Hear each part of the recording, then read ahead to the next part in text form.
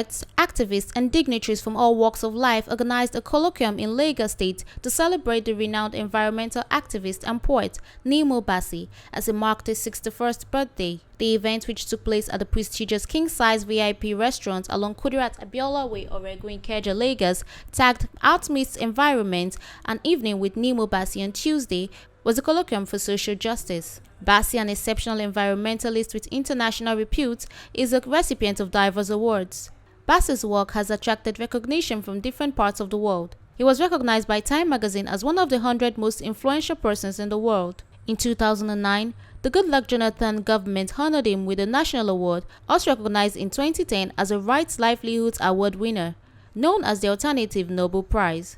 He is the first black man to head Friends of the Earth, an international group of 74 countries, as chairman and serving 2 terms. Nnimmo, as he is widely known, is also currently involved in the global fight for food security, forestry rights, and general human rights. Something as Kodia spoke, I took notes, and I will just think a bit more about some of those things, because each statement was like a seed.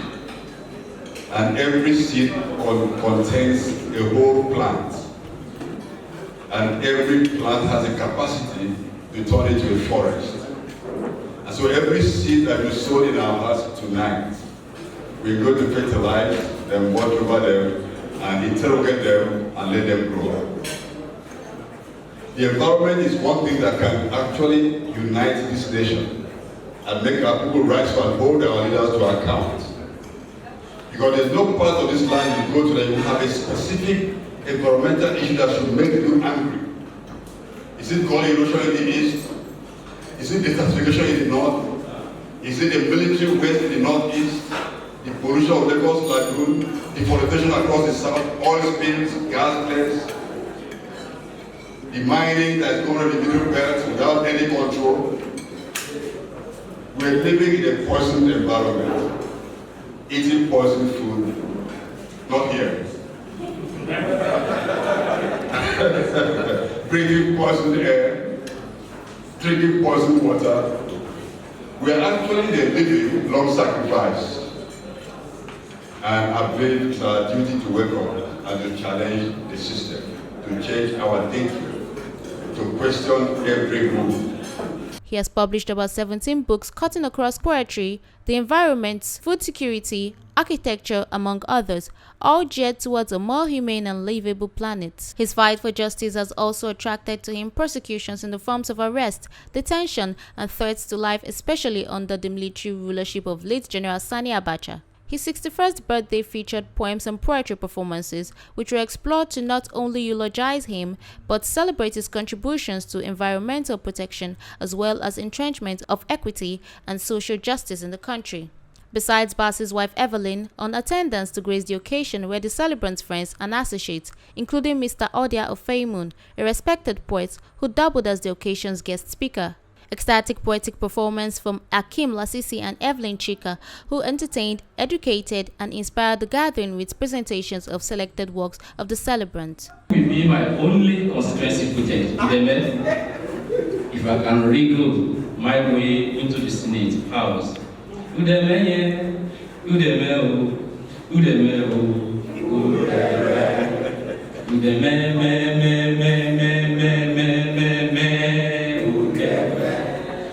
Why burying the mother earth with more bore and more bulls?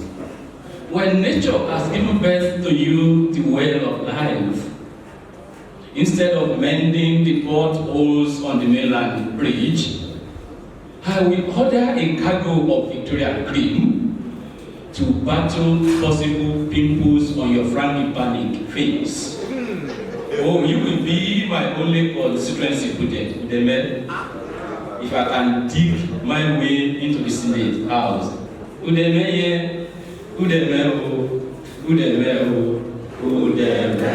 The keynote speaker at the event, Odia Ofeimun, noted the importance of art in the quest for social justice. Odia thrilled the attendees with inspirational speech entitled Arts, Humanity, and the Search for Social Justice.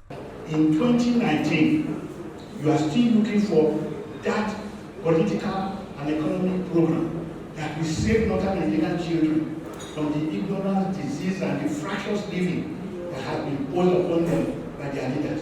A few leaders today, because they command the north, can command the rest of Nigeria. And if you want to save Nigeria, you must ensure that all those children who are carpeting the ground across the country without education are given the education. It is possible in 5 years to make every Nigerian under 50 educated enough to work in a factory. Look, factory life is very straightforward. You push one valve and you push it back and something drops. And if that is all they do, we will be able to create an economic system that can rival Korea, China within 5 years. If we do that, we might be able to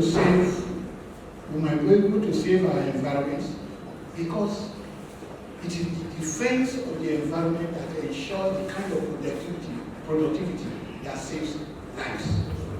If we do not do it, those who are taking over forests today, they are ignoramuses.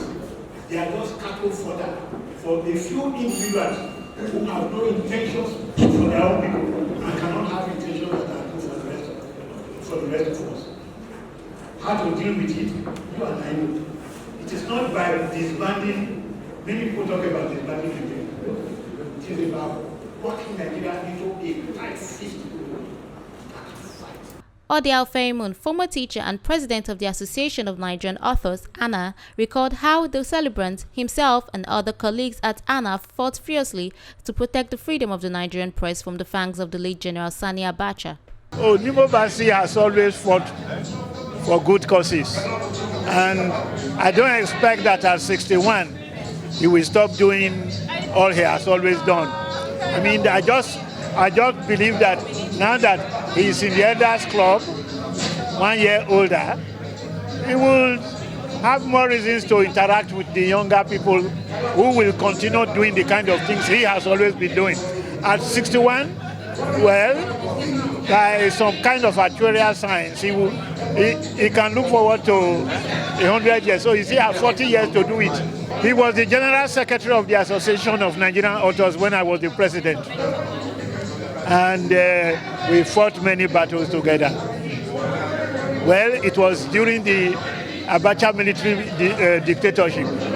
And, well, it was our business to try to protect the Association of Nigerian Authors from being overtaken and overwhelmed by military dirty jobbers. After cutting the cake, friends and family paid the celebrants glowing tributes. He's been a very, let's say, consistent man. He's been as committed as he is now as he was when I met him over 32 years ago. He actually has always been committed in whatever he did, and he's still continuing. And I pray that he will continue. I just pray that God will give him more long life, because I don't think that it's going to change. So I'm just asking for more grace from God to give so he can continue doing what he's doing now. A lawyer and one of the junior colleagues in the environmental rights action, Chima Williams, also gave his remark about the environmentalist, stating the celebrant is exceptional in his endeavors. The celebrant, as we've had it here, is a man of the people, an unconventional, distinguished personality, a man that is distinct, an exceptional creator, and for some of us, a mentor par excellence. So, today, we are celebrating him, and we believe that we'll continue to celebrate him for many, many more years to come, as he will continue to be that has made him unique. Okay? So, as an environmentalist, as an activist, as a clergy, as an architect, and above all, as a family man. You know, you have to have a good family for you to take others that have no connection with you as your children. So that shows that his family background as a family man is very solid. And for that, we encourage him to continue to do that, which stands him out and we continue to pray to God Almighty to continue to sustain him in good health, in strength, both mentally and physical strength, and to provide everything that he needs to continue to be a unique person. Present at the occasion, Project Coordinator of Environmental Rights Action Lagos, Oluchi Joy Robert, who advised Nigerians to wake up to environmental consciousness, said that the environmentalist has set the pace which needs to be followed. He is an enigma. He's someone who set the pace. Some of us want to be like him when we grow up. He's human. His passion for the environment, it's amazing. So I want to wish him long life, good health, and we pray that he continually keep up the fight. Because when we talk about the environment and global warming, some people think it's a farce, but it's not. It's real and it's happening. So we all need to wake up to that consciousness. He set the pace and we need to follow. Executive editor of the news magazine and PM News, Kunle Ajibade, who also graced the occasion, said Nnimmo's works are good copies for journalists at any time. A terrific poet. When you combine all of this together, it's a man you want to celebrate, for life. So I'm glad to be here to celebrate him. But far more significantly, he also belongs to a tribe of people that I like so much. I mentioned Festus Iyayi. He belongs in that tribe. Ode Awufemu is here, the tribe of writers. Okay? We wish him well. Speaking with Flip TV on environmental issues, Nnimmo said the environment is extremely fundamental to the struggle for justice both in Nigeria and world at large. While speaking on his challenges through these years, the reputable poet charged Nigerian youth to wake up to the environment challenges facing the country. Without a safe environment, people cannot enjoy life. Neither can people or a nation grow to its full potential. So the environment is extremely fundamental to the struggle for justice in Nigeria and everywhere in the world. We are all so deeply intertwined with the environment that we can't live apart from it. So to me, it's natural. And it's something I cannot escape. It's a struggle for life. And I believe everyone should be a part of the struggle. Without challenges, life is not interesting. I grew up in a time Nigeria had civil war, that was challenging. I grew up again as a young adult under military dictatorship, that was a big challenge. And now we're having democracy that is a bit difficult to understand, it's still a struggle. And the Nigerian environment is totally bastardized.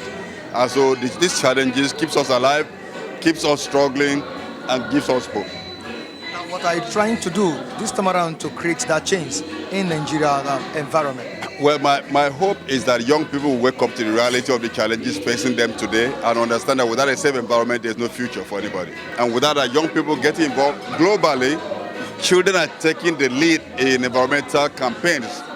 And in Nigeria, young people have to wake up to that and really, really take up campaign for environmental justice. We've had many governments in Nigeria, and you hardly see any government that recognizes the environment as a critical factor. This is what we are hoping that will happen. It's not happened yet. I wish myself to keep my eyes open and to keep my mind open and never to shut up when I see evil in the land.